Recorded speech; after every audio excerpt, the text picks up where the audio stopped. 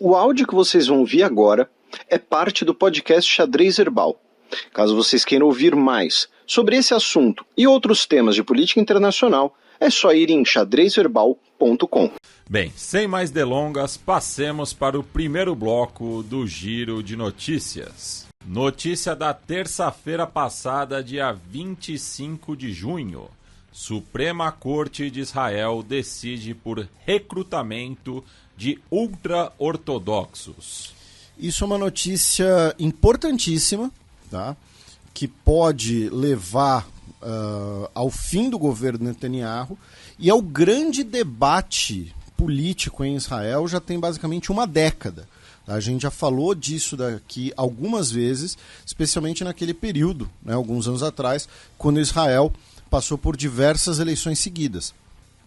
Porque você tem os partidos, né, de direita religiosos, ortodoxos, que são contra o serviço militar dos ortodoxos, primeiro pelo privilégio, né, mas segundo pela retórica religiosa, né, de que o serviço deles é estudar os textos sagrados, o serviço deles é orar, né, esse é o serviço deles a Israel. E você tem os partidos de direita nacionalistas, né, como o partido do Avigdor Lieberman, que falam que isso é errado, que Israel é um Estado laico e que todo mundo deveria ser tratado igualmente. E agora o Supremo Tribunal decidiu que os estudantes ultra-ortodoxos das instituições de ensino, né, que estavam isentos do serviço militar, têm que se alistar no exército. Lembrando que o serviço militar em Israel é obrigatório e universal. As mulheres também servem, né? O jovem do sexo masculino ele serve por 3 anos e depois ele tem que se apresentar repetidas vezes, regularmente, às Forças Armadas até fazer 40 anos de idade. Tá? Isso de forma obrigatória, depois dos 40 e tem a parte opcional. Então, essa é uma decisão que o parlamento já havia lançado um projeto de lei sobre esse assunto. Os críticos do texto do legislativo, né, tentaram, mesmo sendo um texto super fraco, super diluído, né, tentaram, numa medida preventiva, né, fazer um controle prévio de constitucionalidade e falar, Suprema Corte, isso aqui está certo? E a Suprema Corte falou, tá sim. Então, religiosos ortodoxos têm que servir no exército. Tá? Outra notícia vindo, né, da política interna israelense ligada à extrema-direita, né, o ministro de extrema-direita das finanças, o Bezalel Smotrich, também, né, de um colono religioso, ele, pela primeira vez desde as denúncias, né, que a gente repercutiu, inclusive, aqui no programa semana passada, falou explicitamente do seu desejo de anexar a Cisjordânia. Né? Ele não usou o termo Cisjordânia, usou o termo Judéia e Samária, que é o termo que os religiosos usam, que é o termo bíblico. E também essa semana, no último final de semana, tivemos um protesto nas principais cidades israelenses, incluindo Tel Aviv, que teria reunido cerca de 150 mil pessoas, tá, nas ruas.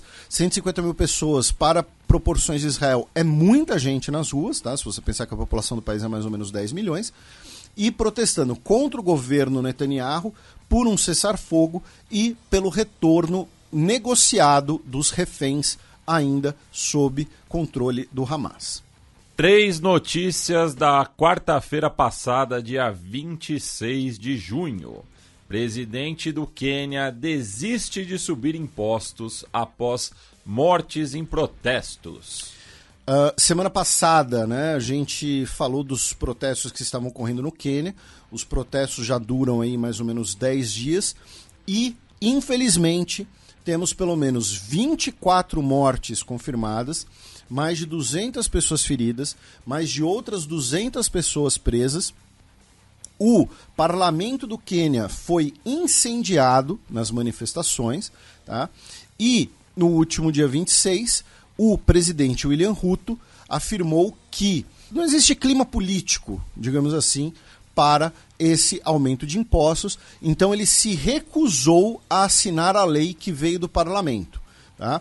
Ele, ao fazer isso, inclusive, né, ele tentou até tirar o corpo fora um pouco. Falou, olha só, foi o parlamento que fez isso. Mas não, o parlamento fez a partir da proposta do governo, tá? A proposta do Ministério das Finanças do Quênia. É importante mencionar isso, né, porque agora ele está tentando, como eu disse, tirar o corpo fora. Então tivemos o cancelamento desse aumento de impostos, lembrando que os protestos eram especialmente contra o aumento de impostos, mas isso é sempre o catalisador de protestos por outros motivos, incluindo aí corrupção e inflação, e os protestos continuam.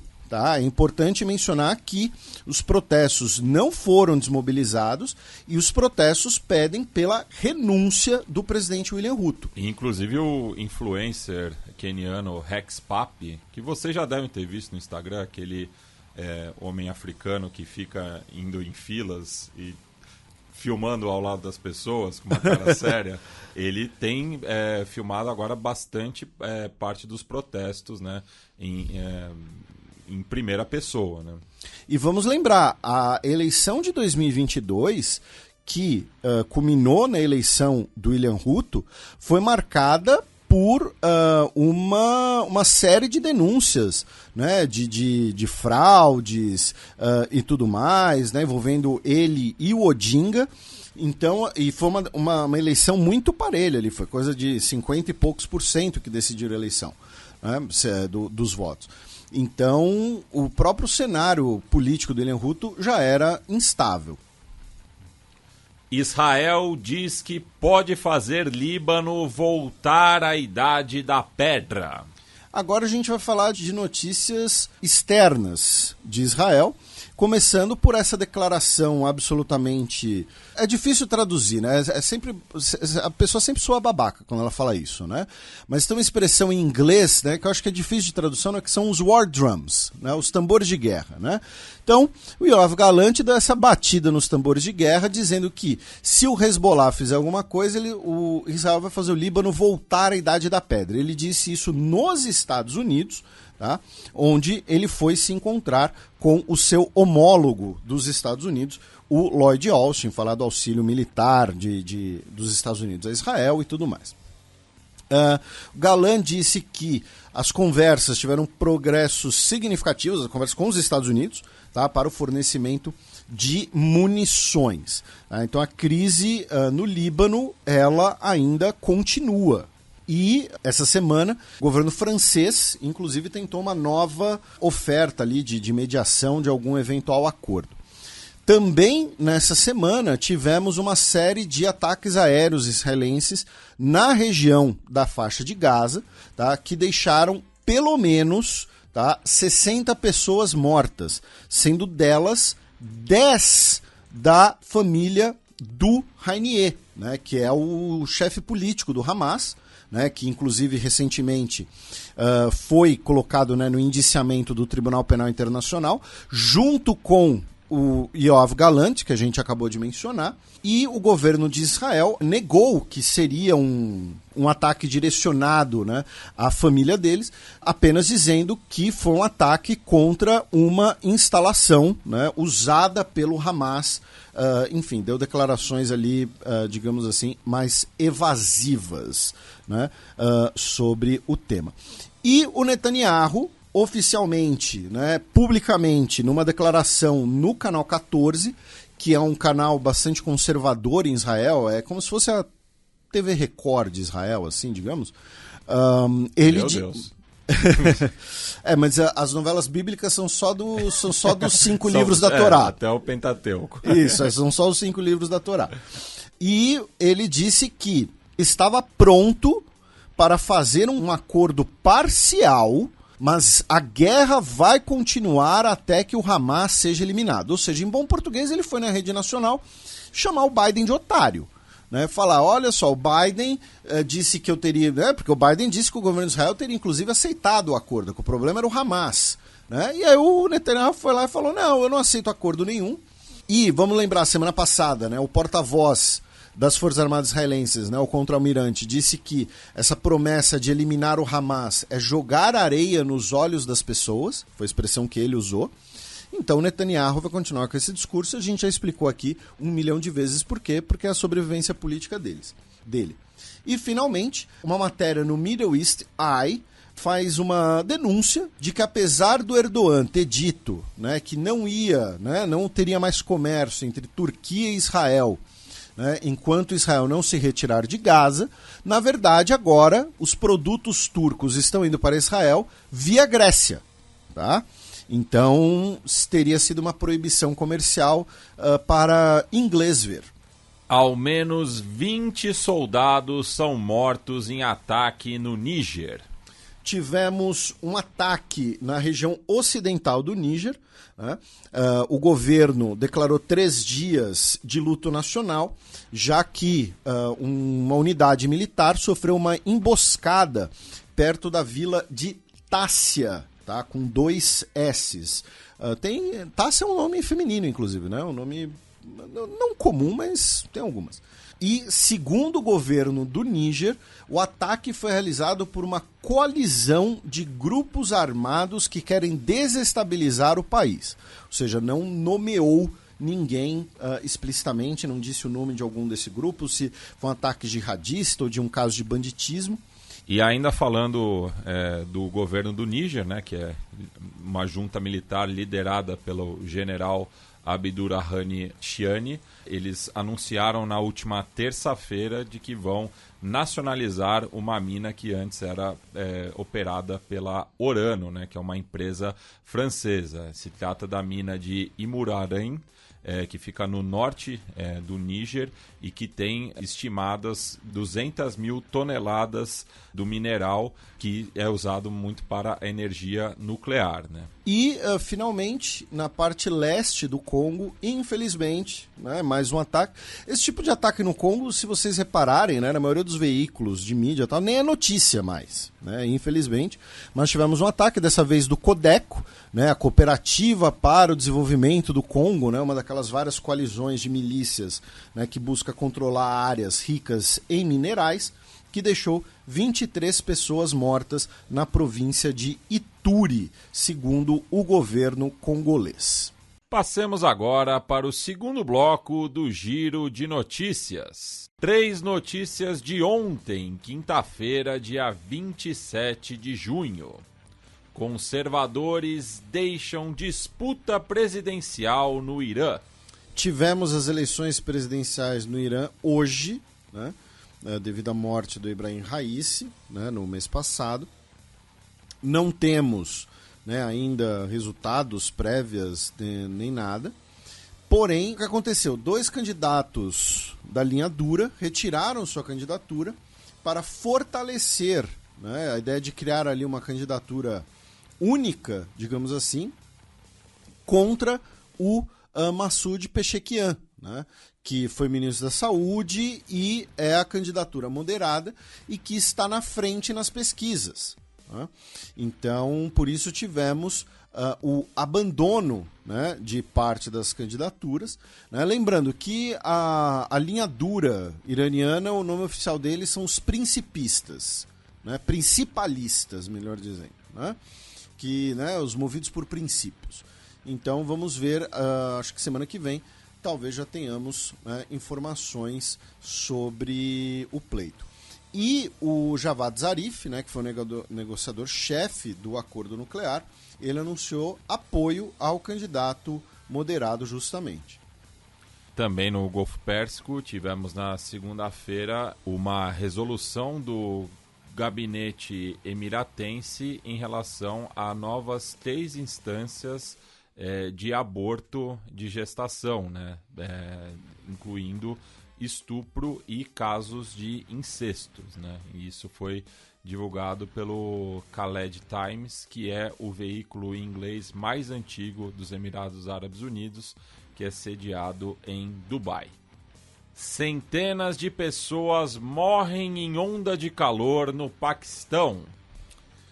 Essa semana, né, como a própria manchete mencionou, centenas de pessoas morreram devido a uma onda de calor, especialmente na cidade de Karachi, né, que é a maior cidade do Paquistão, serve de centro financeiro, segundo a Fundação EDI, que monitora questões climáticas no país.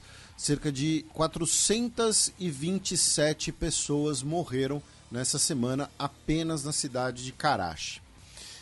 Mais ao norte, ainda na Ásia, tivemos as eleições parlamentares na Mongólia. São as primeiras eleições desde o aumento do parlamento depois do referendo constitucional ano passado, né? Então, que aumentou o número de cadeiras de 76 para 126. Tá? E lembrando que as eleições na Mongólia têm um desafio logístico muito grande, dada a extensão do país e a grande quantidade de populações nômades. Isso. O Partido Popular Mongol, que era o sucessor do antigo Partido Comunista, continuou em primeiro, com 68 cadeiras, porém a oposição do Partido Democrático, que é um partido liberal, economicamente liberal, ficou em segundo, teve um ótimo resultado, foi o que mais aproveitou essa expansão das cadeiras. Né? O Partido Popular ficou com 35% dos votos, enquanto o Partido Democrático ficou com 30%. Tá? Em terceiro lugar, ficou o Partido Nacional, que é um partido ali anticorrupção, né? Nem de esquerda nem de direita, para frente. Ficou com 10% pela dos Mongólia. Votos. E uma notícia pitoresca, né? Mais ao sul, né? Ainda na Ásia, né? No Índico, nas Maldivas, já que a ministra do Meio Ambiente, a Fátima Shammas Ali Salem, junto com 3 pessoas próximas a ela, foram presas nessa quinta-feira por terem feito feitiçaria supostamente feito feitiçaria, né, para conseguirem favores e se aproximarem do presidente Mohamed Muizzu. Tá? E é curioso... Não é tecnologia, é feitiçaria. É curioso que a manchete do Hindustan Times fala assim: ministra das Maldivas é presa por fazer feitiçaria feitiçaria no presidente Muizzu. Aí você pensa que é uma feitiçaria para ele morrer, para ele ficar doente, sei lá. Não, a feitiçaria seria para ela conseguir se aproximar dele e ter favores políticos. E assim, eu perdi a conta de quantas pessoas marcaram a gente nessa notícia, já que a gloriosa República de Vanuatu avançou à final da Copa da Oceania. Pois é, os nossos amigos do Copa Além da Copa, né, estão acompanhando lá no perfil do Twitter deles, postaram bastante, e os nossos ouvintes têm a missão patriótica, né, de acompanharem a final da Copa da Oceania, que vai ser disputada em Port Vila, né, que é a capital de Vanuatu, já que Vanuatu e Fiji são as sedes, né. A final será contra a Nova Zelândia no dia 30 de junho, agora domingo, às 15 horas no horário local. Isso significa que são 14 horas na frente, então 1h da manhã, tá, de sábado para domingo aqui no Brasil. E todo mundo torcendo pela gloriosa República de Vanuatu derrotar os Hobbit da Nova Zelândia. E antes do jogo tem a decisão de terceiro lugar entre o Tahiti e Fiji. O Neto chamaria os neozelandeses de orelhudo. Seus pé peludo. A Nova Zelândia meteu 5-0 no Tahiti para chegar na final, com 2.000 pessoas presentes em Fiji. E não, foi em Port Vila também. E Fiji perdeu de 2-1 de Vanuatu. Lembrando que Vanuatu é treinada por um brasileiro, né? Então fica aqui o abraço do Xadrez Verbal para a gloriosa seleção de Vanuatu. E se puder, manda uma camisa XXL. Duas. Né? Um abraço para o Juliano Schmeling, que começou como treinador de futsal. A gente já falou dele aqui uma vez. Então tá aí, gloriosa República de Vanuatu, jogando em casa, pessoal assistindo a final do telhado de casa, extremamente raiz. Então é isso aí, chupa Nova Zelândia. Abaixa o volume, porque lá vem Breaking News. Suprema Corte dos Estados Unidos limita poderes de agências reguladoras. Então, tivemos essa vitória aí para os conservadores e para os governos estaduais de direita, né, do Partido Republicano nos Estados Unidos, já que hoje a Suprema Corte limou bastante os poderes, as autoridades das agências reguladoras. Tá? Então, em temas como meio ambiente, previdência social, defesa do consumidor, tá? A chamada doutrina Chevron, devido ao escândalo da Chevron, né, na década de 1980, né, as agências elas tinham autonomia para interpretar os textos das leis aprovadas pelo Congresso, tá? Já que o entendimento naquele momento era de que os funcionários dessas organizações teriam o conhecimento técnico para aplicar as leis na prática, tá? A Suprema Corte, lembrando que hoje a Suprema Corte é de maioria de conservadores, né, em parte ali pela teimosia, digamos assim, né, da senhora Ruth Ginsburg, né, limou isso, tá, e disse que as agências não têm essa autonomia mais. Tá? E segundo os dados da Suprema Corte, 17 mil decisões judiciais em tribunais inferiores foram baseadas na doutrina Chevron, né, o Chevron, que agora foi abolida, né, e numa vitória também, claro, para as grandes empresas.